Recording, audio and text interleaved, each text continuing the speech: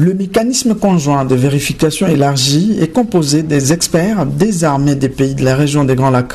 Sa mission est de surveiller et de mener des enquêtes sur des incidents sécuritaires dans la région.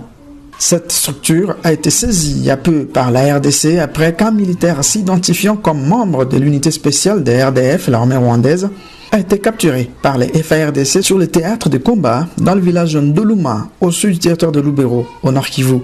D'après le lieutenant-colonel Mak Azukai, c'est à l'invitation du gouverneur du Nord Kivu et du commandant du secteur opérationnel Grand Nord Sukola 1 que la délégation du mécanisme conjoint de vérification élargie est arrivée ce jeudi 2 janvier à Lubero Centre pour la cause.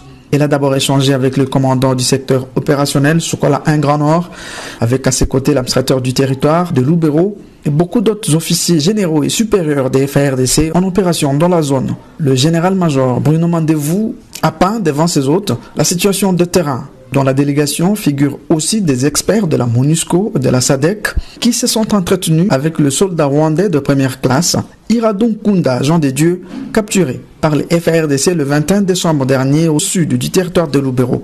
Des effets et matériels militaires des spécialités rwandaises saisis au front ont également été présentés aux membres de la délégation.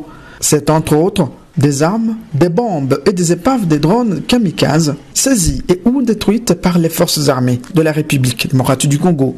Cette démarche des FARDC vise à montrer à la communauté internationale, à travers le mécanisme conjoint de vérification élargie, l'implication flagrante et le rôle que joue le Rwanda par le biais de son armée dans l'agression de la RDC, a précisé à Télé 50 le porte-parole du secteur opérationnel Grand Nord, Sukola 1.